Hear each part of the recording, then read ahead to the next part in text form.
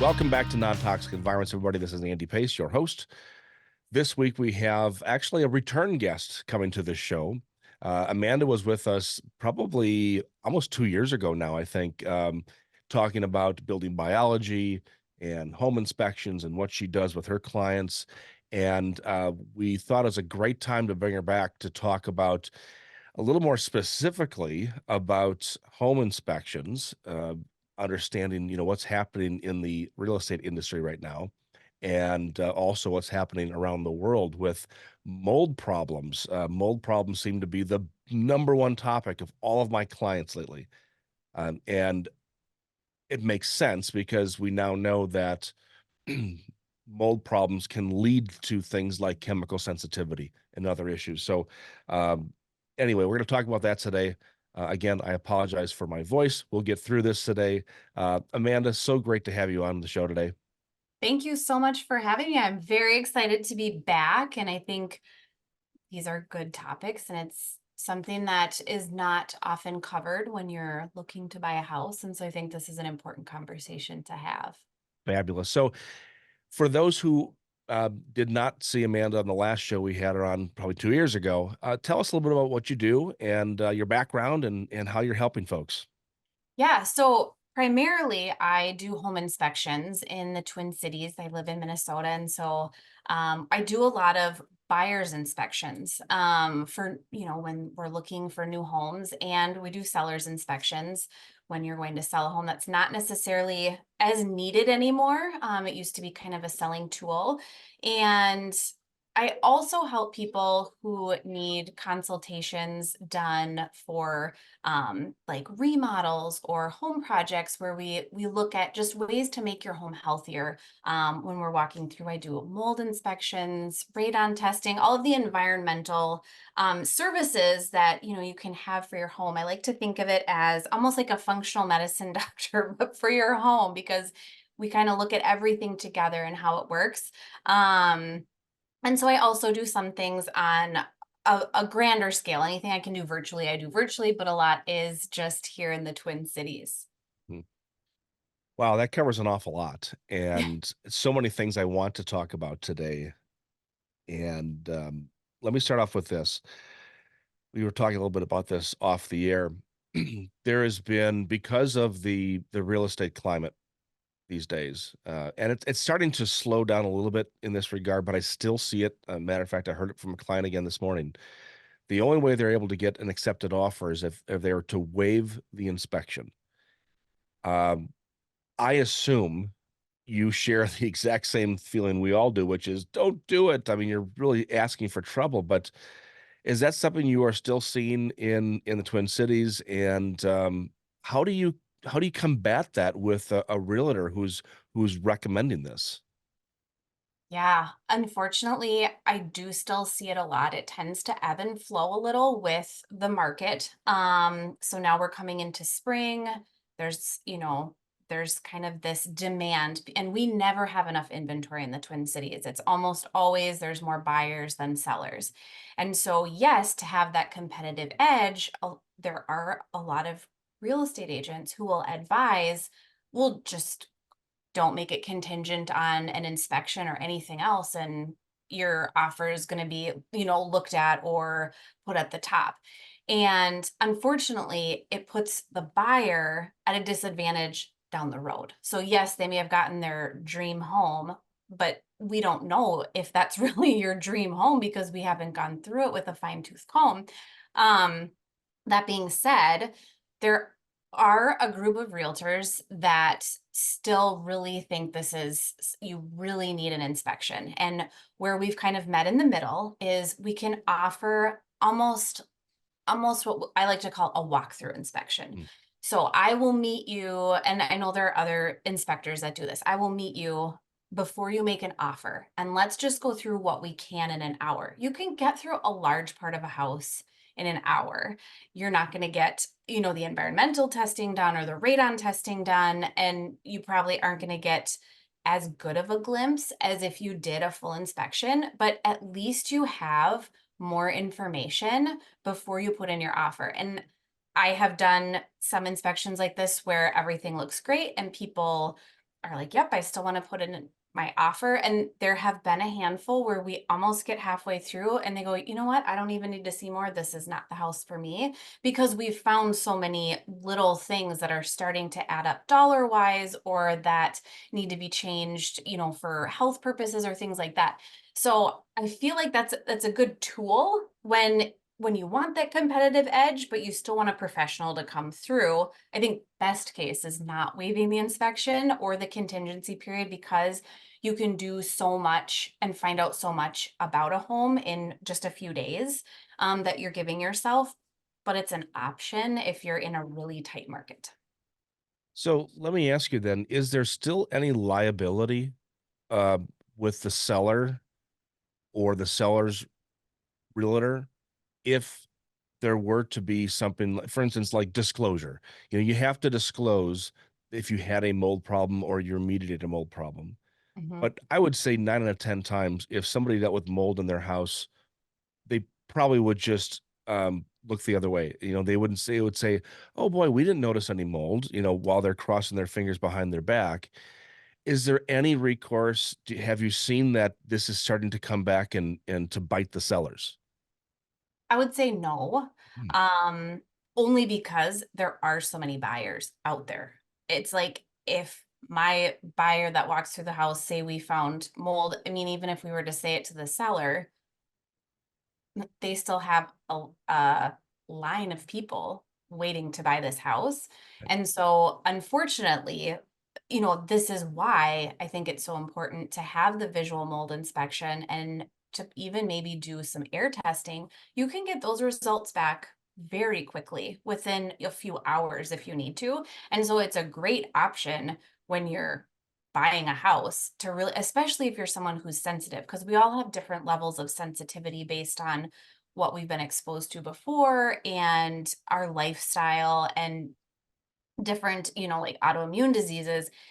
So it is something that I think unfortunately does not go back to the seller. Even if, like you said, they were to know that there had been mold in the house and they didn't disclose it, proving that, like after you buy the house and you find, say you find mold and you go back to the seller and say, I think you knew about this. It's so challenging to prove that. And then you've just opened up, tons of work for yourself. And I just don't know that it's always favorable for the new buyer. I don't know that the seller really is held to the fire in that way.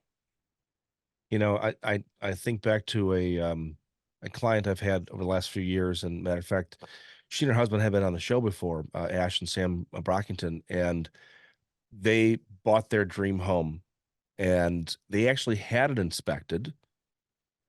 Within 2 years, all the kids in the house started having these just wild symptoms. Um, you know, pandas, Mm, neurological issues, dealing with just a whole host of emotional issues and eating disorders and so forth. And it turns out the house is riddled with mold, and it's been literally a rip down to the raw studs and rebuild ever since. It's mm, devastating, and their insurance company probably threw them a 15 to $20,000 check saying, all right, well, this is all we're going to cover. And meanwhile, they're probably upwards of $200,000, and mhm. nobody's responsible. And this is the thing. Nobody's responsible for this.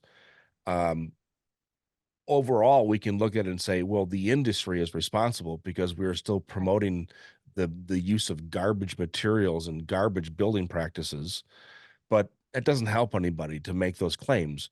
Um, we're trying to put together a series of recommendations or a checklist. I'm involved with a foundation called Change the Air, where we're actually starting to put together building protocols. But this is all going to be 100% voluntary unless Right. we get maybe local code officials or builders associations to start to take notice. But until Mhm. that happens, we're all dealing with this. And because of, like you said, we have more buyers than there are homes for sale, you're forced into this position. And so, what advice would you have for a client who says, I'm trying to find a home, but nobody wants to waive, and even and they're really concerned about mold, even the walkthrough. And Mhm. I've done walkthroughs with customers via Zoom, or they'll hire me to look at Redfin listings with them, and I can only do so much over the phone. And even you on site, you can only do so much before it's like, well, at this point, we got to get a little more invasive and dig in a bit, and the realtor is probably not going to let us. Um, would you tell them just to, you know, hold the ground and wait? If it's I think I would. I mean, I also am kind of the firm belief that the right the right home will come along when it's the right time. And so I think that yes, and I also think that working with a realtor who understands this and who will put a priority on this is important because a lot of times these realtors have working relationships with each other. So what I have found in some of the relationships that I have formed with the realtors that I work with is they will advocate for their client. And, yes, there could be another list, there's just like a line of people waiting to buy this, but there are sellers out there who want to make sure it's sold to the right person. So even if this offer, is contingent on an inspection and a radon test and a mold test, that doesn't necessarily mean that they're going to say, "Oh, I'm absolutely not going to even look at this offer." A lot of times it's paired with a letter of some sort. And like I said, if you have a realtor that is advocating for you, because that's, in my opinion, that's, like one of your biggest tools when you're buying a home besides your home inspection. They're with you every step of the way. I think that's important too, is finding someone. And I think, so often maybe people go to an open house and they just meet someone and are like, okay, great, I'll let you start showing me homes. And it's almost like we need to go through an interview process a little bit. Um, Remember that this is such a huge purchase. It's a huge investment financially. You're spending most of your time in your home. I mean, so for your health, it's an investment too. So we need to make sure that we're doing it in the right order. And so I think finding someone who understands your health priorities, is key. I totally agree. It's yes, it's the largest investment you'll have in your life, number one. So Mhm. there's already a ton of stress when Right. you're going through this process. Why add more stress to this? And we all know, all of us who are listening have some sort of health issue as related to the built environment. And so now there's that added stress of making sure you do the right thing. There's so many of my clients over the years have just never taken that first step, even to look at a new house or to even build a house, for fear of what happens when or if I don't do well in this space. And so that particular fear has gotten them frozen. And so you really need to find a team, that support team. That the realtor, maybe working with an organization like the Wellness RE, and finding somebody locally. I'll have links to that in the show notes.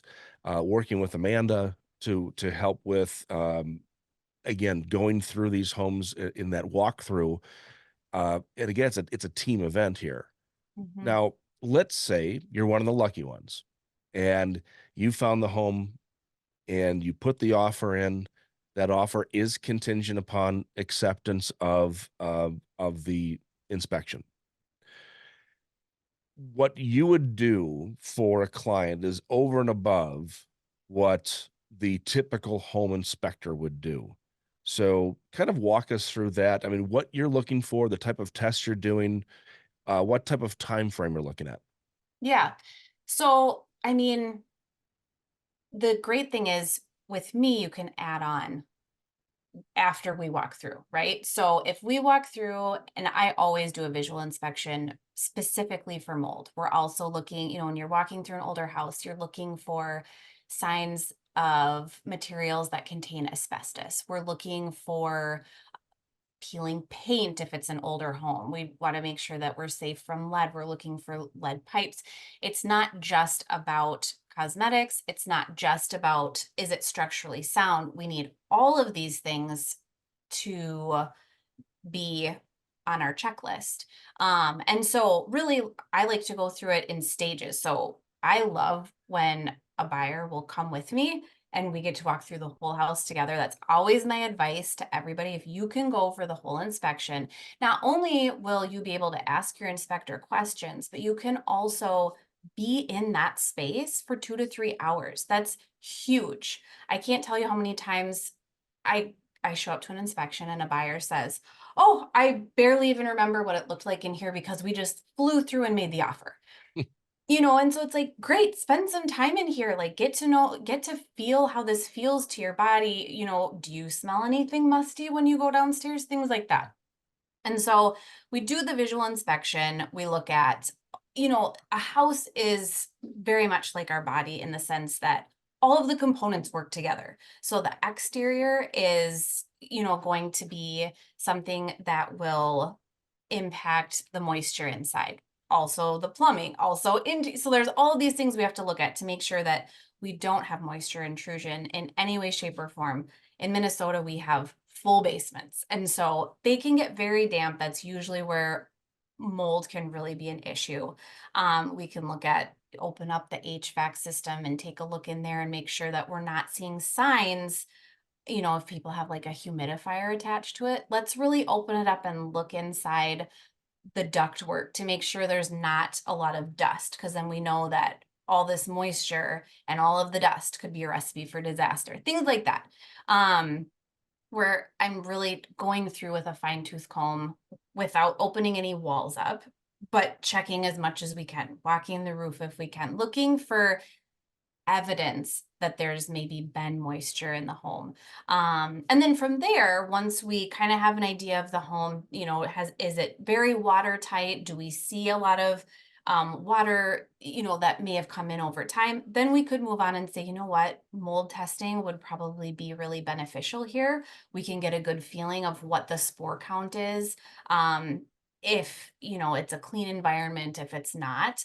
And that, luckily we have a lab right here in Minnesota. And so it just takes I could literally drop it off and have the results in 3 hours if I wanted to. And so you don't have to have a super long contingency window all of the time. Another important thing that I recommend with all of my clients is having a radon test done, especially because like Minnesota is one of these states where we can have very high numbers. Another thing that I've been adding on is water testing. Especially for wells, this has been kind of a growing trend. We've seen some issues with water around our state, and so that's something you could add to that one. That's a little bit longer. You can't really expedite those all the time, but it's an option. And sometimes, if you're working with a realtor who's willing to do this, you can ask for an extension. But I would say the big ones are the visual, right, of the whole house, and then some of that testing. You could do asbestos testing for like even popcorn ceilings. You just need like a little tablespoon. They can have those results in a few hours. So you can do a lot even in a shorter contingency period that will tell you a lot about the house. It will give you an idea of what you're looking at in the future. But I think health-wise, you're right. Mold is a really big one. And unfortunately, more often I'm going to homes where people are already living established. Now they're not feeling good. Then we test it for mold instead of vice versa, and finding out what's going on before we're even going to move in or finalize a purchase. Okay. And one of the telltale signs, of course, is you're walking through a house just in the initial walkthrough is were these things, were those areas repainted? Yes. Did the homeowners say, or did the realtor tell the homeowner, spruce this area up so it sells well, and all they're really doing is covering up the stains? And I had Kendra Seymour, one of the co-founders of Change the Air Foundation, on the show a couple of weeks ago, and that's exactly what happened in her house. I mean, she and her family bought this home. They walked through, everything looked great. They didn't realize that this repainted situation was essentially covering up old water stains, and then just one thing led to another. And so I encourage people when they're selling their home to not repaint to spruce it up. I think honestly, people move into a home and make it their own anyway, with their own colors and their own style. But if you're doing this specifically to cover up the water damage, that's kind of a shifty way to go. It is, and I would say that's you in Minnesota, a lot of times if you have, like, an older home with an unfinished basement, the trend lately that I've been seeing is someone comes in with a sprayer and they just spray every single thing white, and unfortunately for me, I always tell clients, like, "That's kind of a red flag to me." Maybe they did just wanna make it look nice, and maybe it was perfectly fine, but now I can't see what I need to see, so it's almost like I have to give them this disclaimer that says, I can't tell you if this is a healthy space because I cannot visually see what the wall looked like.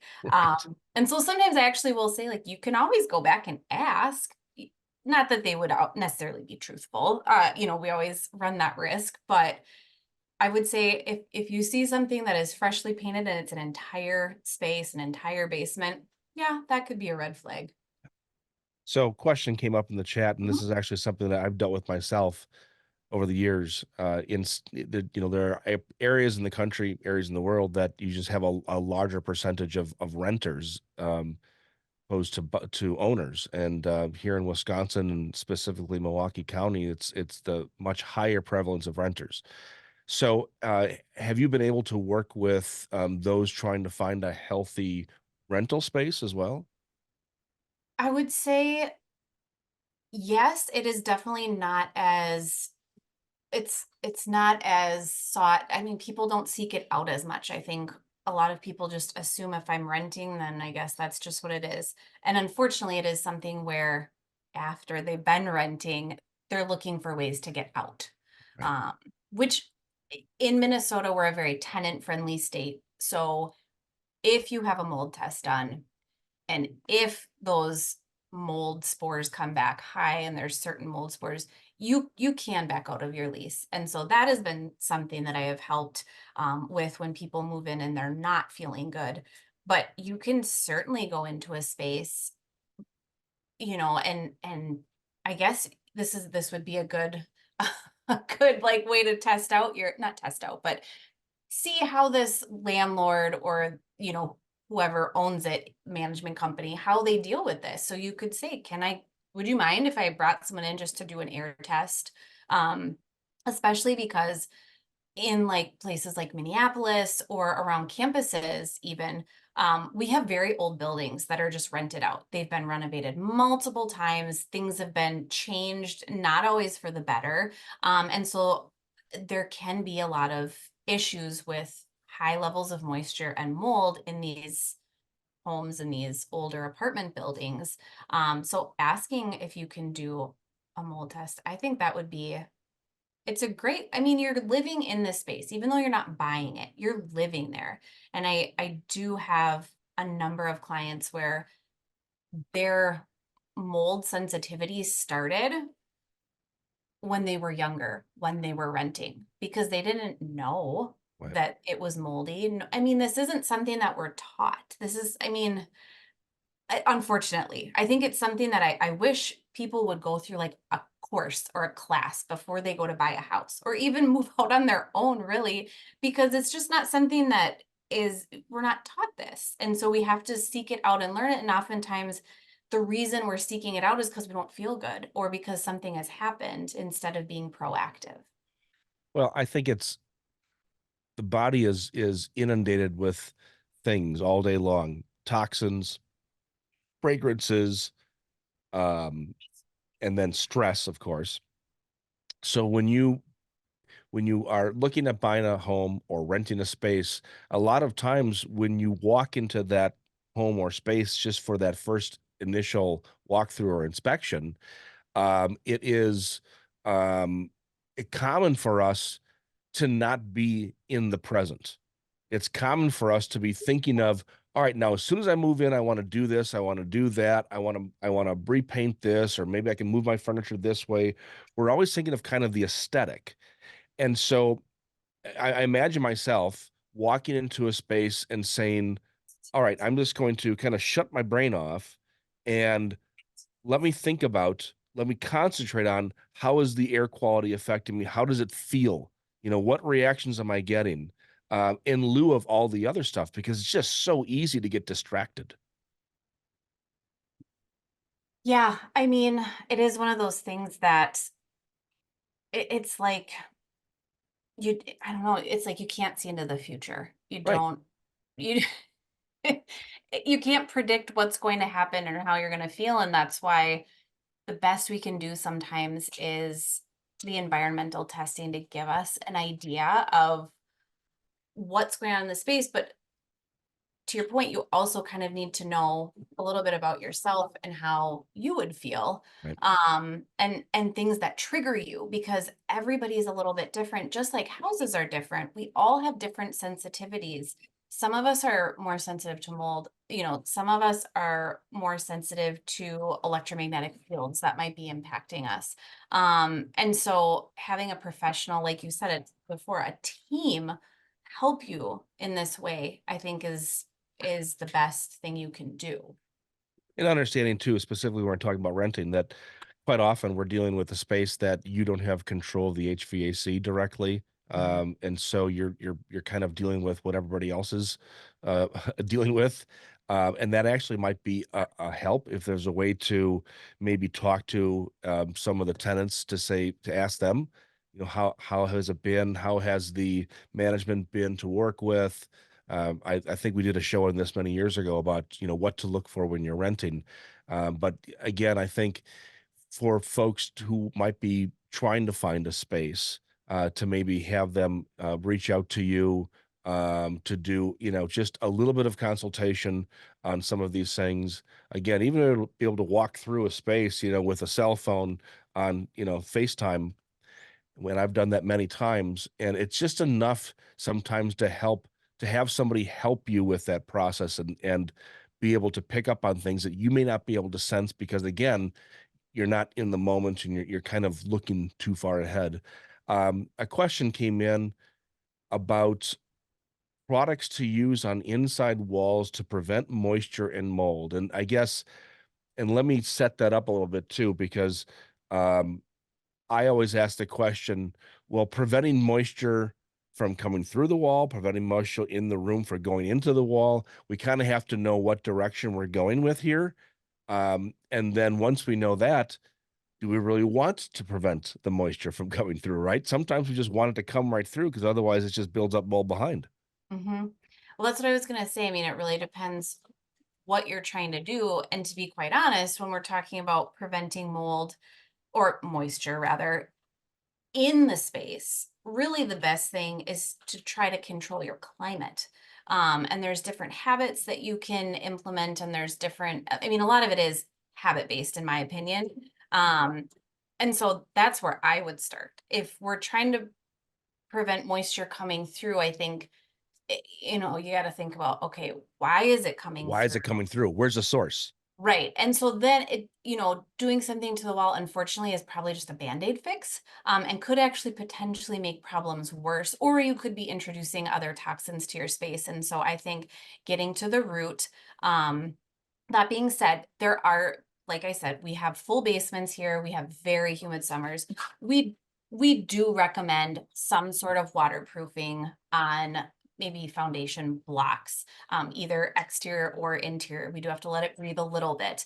And so there are things that you can add to just kind of maybe just maintain that structural stability of your foundation wall. But as far as interior walls, like for a bathroom or something like that, I think really we just have to control our habits and our climate inside. And then if it is something that's coming from the exterior, we need to address that um, on the exterior. Or if it's a plumbing leak or whatever it is, we need to address the actual issue.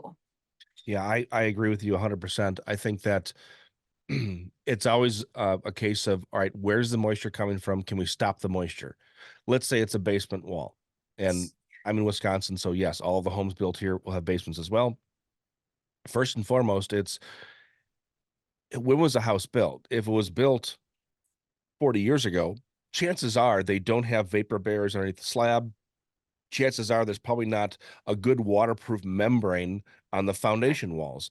Right. Builders today, if they use anything, they'll just use what's called damp proofing, which is just a spray on tar that essentially starts to break down after about 6 to 12 months. When we talk about building a healthy home, we always talk about the basement walls need to be waterproofed, and there are waterproofing systems. So that's what's called a positive side waterproofer.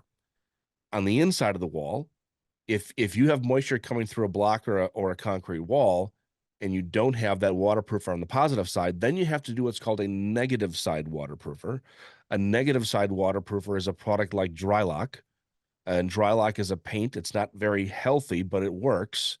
It Hmm. penetrates into the cementitious surface and actually creates this crystalline structure so that moisture can't come through.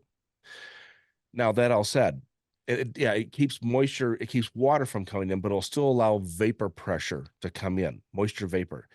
And Amanda, like you said, you want that to come through because if it's stuck in there, if you have moisture stuck either in a foundation wall or worst case in a main floor in that cavity wall and there's moisture stuck in there, what happens is it sits there and it starts to soften up the drywall. It starts to it's essentially becoming a very, very happy place for mold to thrive.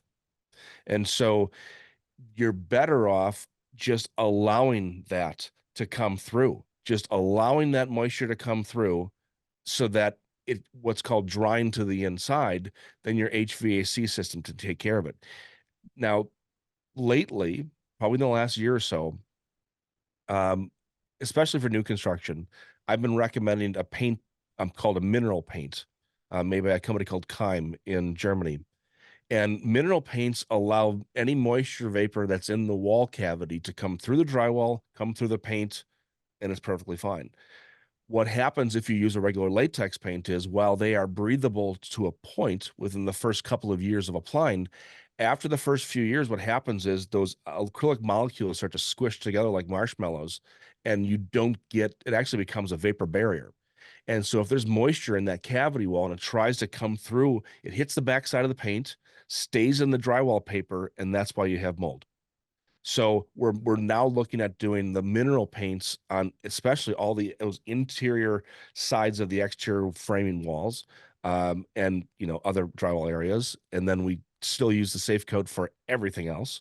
But Hmm. this allows that vapor transmission, and so it's not about keeping moisture out specifically. If you to keep the moisture out, you do it always from the outside because if you keep the moisture out from the inside, it gets stuck in that wall, and that's when you have problems. Hmm. Yeah, and I think probably what I see, and I'm assuming this is where this issue comes in, is we have these old homes, people try to make them super duper energy efficient, and seal everything in or out, and that's part of the problem, especially with our season changes. But it's kind of fascinating. I mean, it's like, how do we take an old house and update it without taking like causing more issues with some of those things that we're changing, as Mhm. far like make trying to. And I think people always go in with the best intentions. "Oh, I just want a waterproof," but maybe they don't understand the nuances of this, and so it's so important that it's out there. Yep, yep, exactly right. The old adage of a home needs to breathe, I always used to say is completely false. The occupants of the house need to breathe. The house could care less. But when it comes to breathing, I'm not talking about air now. Now I'm talking about moisture. So in a new home construction, when the walls are going up, if you don't do air sealing, you'll allow a little bit of air to come through these little crevices from any of the wood to wood connections. And if air can come in, so can moisture. If air and moisture can come in, so can mold. All right. So if you are allowing for that a little bit of air to come in to um, allow for some of this natural breathability, what's going to happen is eventually that moisture and that mold is going to get stuck in the cavity wall again. And this is where you lead to problems. So it kind of leads me to the next question I have for you is it's becoming apparent to me that the industry is in dire need of home inspectors to be working hand in hand with homeowners and the builders during the building process. Is that something you see, is this picking up at all, or have you done it before? I would say, I will work more as like a go-between Mhm. for maybe a builder or a contractor who is not as well versed in some of the toxin-free options that are out there. And it's when we have, a client who, or a buyer or a builder, someone who is building the home or whatnot, who has these concerns. They understand health-wise what they need, but they don't have a go-between. Um, and so I think I have not, unfortunately, worked with people who are building a home. A lot of times they leave that inspection up to the city, and, you know, inspections with the city can be interesting. It depends who comes out. Sometimes they literally walk through and they're done. Sometimes they pick little things apart, but it's never based on health. No, not at all. It's based on the code, which is Correct. completely different. Yeah, I Um, for sure, for sure. I but it see would that. be Go ahead.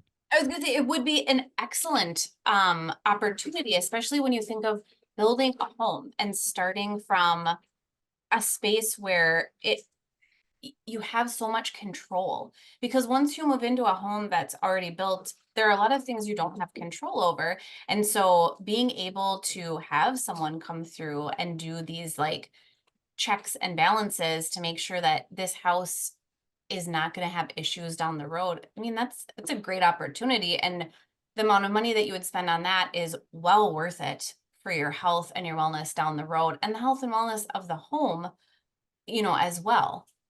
It's a drop in the bucket, and we're talking Mhm. about unbelievably inexpensive insurance policy here to have somebody in the field, walking the site, looking for some things that nobody else is looking for. And so I have done that.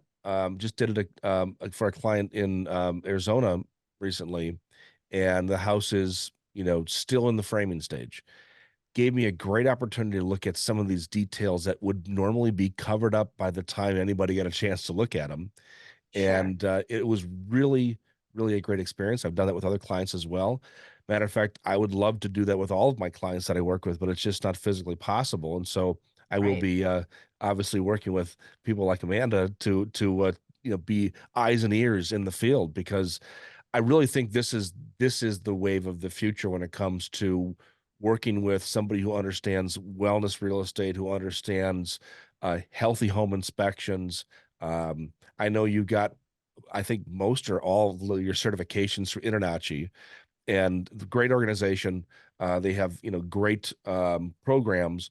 I would love to see it if they actually did like a building biology, not necessarily like a building biology course that the IBE does, but at least something that gets the average inspector to understand that there's something beyond just the structural and aesthetic inspection, but also the health of the occupant. I think that would be amazing. I mean, there is a little bit of a disconnect sometimes between that building biology and applying it out in the field. Um, and I think having someone like an inspector who not only understands how a house works, but the systems within the house and how those systems work independently, but then all together, it's so important. And unfortunately, states like Minnesota, they don't even require you to be licensed in any way to be a home inspector. So a lot of times what happens is someone might have a lot of knowledge in one specific area of a home and maybe are kind of done with that part of their career, would like something that's a little different. They decide they want to do home inspections. They might not be well versed in everything or understand how everything works together because they just have this knowledge of maybe the electrical system or something like that. And so finding, someone who has done training on, Internachi it's a national certification. So it covers these states that don't require any sort of licensing, but it would be wonderful, I think, if every home inspector understood these things about a house and how a home works together and the health of the space, especially because like I said, nobody teaches us these things when we go to buy a home. even a lot of realtors, unfortunately, are so focused on the aesthetics of a home instead of even the functionality or I mean, well down the line would be the health of the space. That's just, it's not even on anyone's radar, but I think it could make it could take away the ailments of so many people before they even get into the house. Yeah, the aesthetic is something you can always change. I remember going through many years ago buying my first house. The aesthetic of the home was not very good. I mean, the person who lived in there, I think she um, was blind the last couple of years or partially blind, which I mean, the fact that she was in her home and then her family moved her to assisted living. She was a kind of a family friend, but because of her visual problems, she would buy a new knickknack and put it on the wall, and then not see that there was already one right next to it. And I'm not making fun of her. It's just the fact of the matter is people were walking through this home and saying, "Oh, I cannot get this. This is ugly. Oh, this is so full of crap and blah blah blah." My wife and I looked at this and it's like you put these blinders on, right? You put these filters on and you say, all right, we take out this window, put in a sliding door, we do this, we do that, and you have to have the ability to look through sort of the ugly at the actual space itself. It's very difficult for people to do that when you're trying to look through the ugly of the health filter. And sometimes you get stuck, or sometimes it's the opposite. It's like you want to look at the health aspects, but you can't because you're just stuck on the aesthetic. And so, like I said before, it's like you have to be in the moment. You have to really understand what you're doing and be mindful of that. Um, so I wanted to ask, shifting gears just slightly on this, because you brought it up about the spending on the aesthetic and looking at the aesthetic, but HVAC is such a critical thing. And this is the lungs of your home. And when you're doing an inspection and somebody says, "All right, this has got to be a healthy home inspection," carte blanche. At this point, the checkbook's open, whatever you need to do. So, how involved do you get in actually, opening up and inspecting the HVAC? Yeah, so I mean, unfortunately, what a home inspection is non-invasive. I don't own the house, the buyer doesn't own the house. Right. We can't open up as much as would probably be beneficial. Yeah. One of the ways that you can kind of figure out what's going on within, I mean, you can see within some vents, right? We can see, like I said, is there dust in there? Is there food for mold to grow, essentially? The other thing that I like to do is take a swab of Mm, either some, most of the time the HVAC unit has not recently been cleaned, so we can get a lot of stuff out of there, and you can mhm. take a swab in and you can send it into a local lab, and they can tell you what's in there, if there are mold spores, if there are indicators that these mold spores are live and growing. And so that is a good place to start if someone's willing to do it. I would say most people, again, this isn't on their radar. This isn't something that it's almost like we need to teach them for them to know that this is an option or to know that this could be problematic. But those are kind of visual, obviously, is where we always start to see, do these need to be cleaned? Is there, especially if people have a humidifier attached to their furnace, I would say most of the time that can be pretty problematic in adding moisture to already dirty, dusty vents. Any sort of dust or particles, and then we're adding moisture is just a recipe for mold growth, essentially. Um, Are you allowed to open up like the panel, the side panel, so even I though can it's designed to be opened up? Right. So I can open up, I always open up, the full thing so we can really look inside. As far as disassembling it any more than Yeah. that, no. So you're looking at the blower fan and Yep. Yes, the chambers, all of that. And so that's why to me, this the swab is going to give you an idea of what's going on. If they do have, like, say, a humidifier on the side, opening, taking that off and being able to look in the venting where it's blowing all of that moisture in, that can also be a really good telltale sign. Um, and as far as trying to see things that we can't see, we can do thermal imaging throughout the house, and and moisture meters. Those are great tools. They're never going to be perfect Right. because also too it's dependent on the season that you're looking at the house in. Sometimes there's just not enough of a temperature difference to tell us what's really going on. And also, we're there for a snapshot in time. So it can be a little tricky, but these are all tools that we can just use to kind of come up with like a whole idea of what's going on with this house. And, I would say a house is never pass or fail. There's always going to be something, but they need to be aware of that, and they need to be aware of, how healthy they need this space to be for them to live there comfortably. Um, so again, it's all kind of like information to make a very informed and logical decision. Yeah, that's a great point to really stress, and that there is no such thing as the perfect house. There's always going to be something to deal with. If someone to ask me my opinion, should I buy an existing and remodel or should I build from scratch? My go-to answer always is build from scratch because I can choose each and every product that goes into that home and make sure that you are okay with each and every product. I can't do the labor. I have to trust the team. This is where having a good team is really important. In an existing home, you have to again trust your inspection team, but also a lot of gut instinct and understand that there's going to be some things you're going to have to deal with.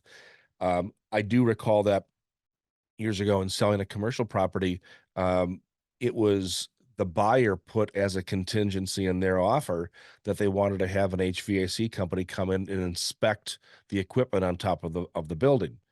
And so that might be a way to do it too, is to write that in the offer. Maybe you did just a walkthrough and you notice that the HVAC is not in great condition, or you notice on the side, the last time it was serviced was about 10 years ago. You can put that in the offer to say contingent upon inspection from the HVAC, because then at that point, they're going to look at it and they'll be able to open it up, right? And then say, this has got about 3 more years left before you have to replace it. I think yes.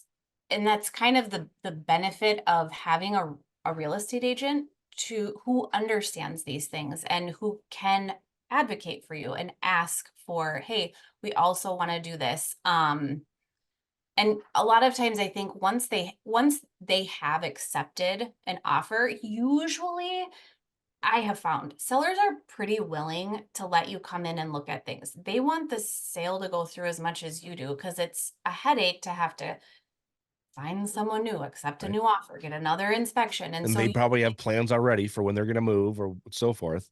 well, and I think too, sometimes people have this realization, oh, if one inspector found XYZ wrong, it's just going to happen again with another inspector. And so, a lot of times I think that they are pretty pretty willing to work with you. And I think asking for those things, it never hurts to ask, to have extra things looked at. I in older homes always recommend you should have a sewer scope. We don't know what's going on with these old sewer lines that are running out to the street. Sometimes we actually have structural engineers come in just to verify some of these structural things with like a foundation on a very, very old building. So having a professional come in who is specific to certain systems within the house can be very beneficial. And ultimately save a lot of time and a lot of stress down the road, and a lot of money too, honestly. Amanda, it's been great having you on the show today. Let me give you just a moment here to let everybody know how to get in touch with you if they want to hire you for what they've got going on.